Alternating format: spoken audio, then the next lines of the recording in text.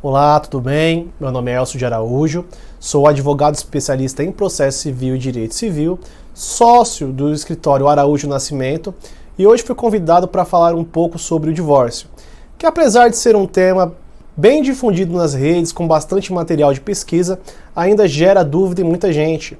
Hoje irei expor de forma sintética como funciona o divórcio judicial e extrajudicial. Existem outros temas de extrema relevância que também são afetos no Instituto do Casamento, como a constituição de rol familiar, pactos antinupciais, planejamento patrimonial e familiar em geral. Mas sobre esses outros temas, nós iremos tratar em outros vídeos específicos. A fundamentação legal do divórcio se encontra no artigo 1571, inciso 4º do Código Civil. Esse dispositivo, em linhas gerais, determina quando acaba a sociedade conjugal. O primeiro inciso desse artigo diz que a sociedade conjugal termina pela morte de um dos cônjuges. O inciso seguinte diz que a sociedade conjugal termina pelas nulidades ou anulação do casamento. O inciso terceiro diz que a sociedade conjugal termina pela separação judicial. Por fim, o inciso quarto diz que a sociedade conjugal termina pelo divórcio. Esse inciso quarto é o que nos interessa hoje.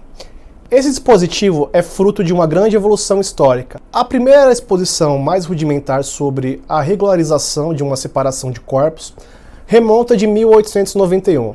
De lá para cá, a legislação veio se aperfeiçoando cada vez mais, conforme a sociedade veio avançando.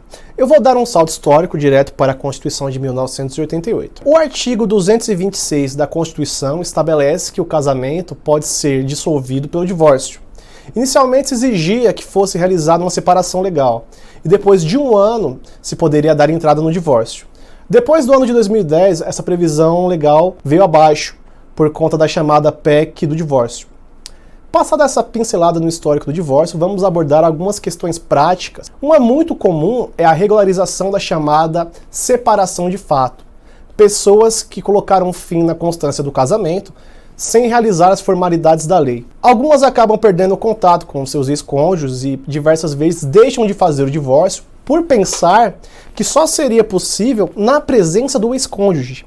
Ocorre que o direito ao divórcio é o que se chama em termos jurídicos de direito potestativo, ou seja, é um direito seu que ninguém pode fazer frente.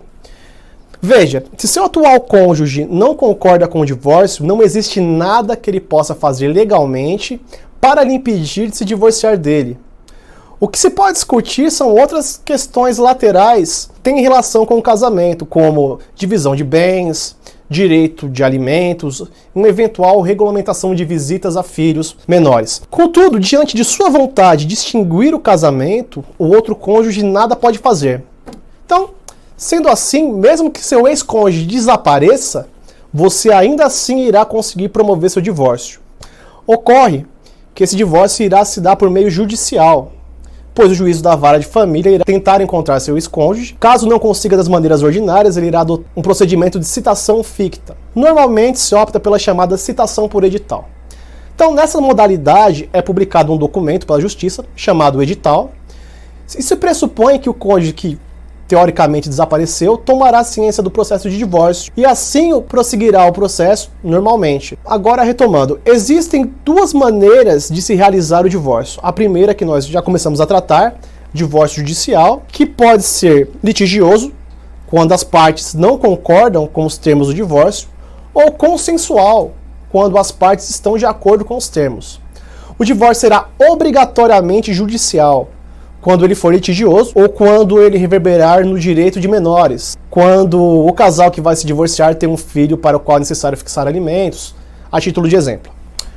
Agora, se o casal que quer se divorciar não tem filhos menores, não tem qualquer celeuma, qualquer conflito quanto à divisão de bens, surge uma nova opção, que é a realização do divórcio extrajudicial, que dentre todas as modalidades é a mais rápida. O casal contrata um advogado, que irá realizar o procedimento diante do cartório de registro de notas, será lavrada a escritura pública de divórcio, que por sua vez será averbada no cartório onde o casal havia originalmente se casado. O procedimento extrajudicial tem por principal vantagem ser extremamente rápido, contudo ele exige o pagamento de algumas taxas ao cartório que o realiza. Se o casal atender os requisitos do divórcio extrajudicial e mesmo assim não quiser arcar com as despesas dele, nada impede que seja proposto o divórcio consensual na justiça, que será homologado pelo juiz de direito. E a depender da renda dos cônjuges, poderá ser realizado sem o pagamento de custas judiciais. Sempre lembrando que tanto para a realização do divórcio judicial como para a realização do divórcio extrajudicial, é sempre necessária a contratação de um advogado.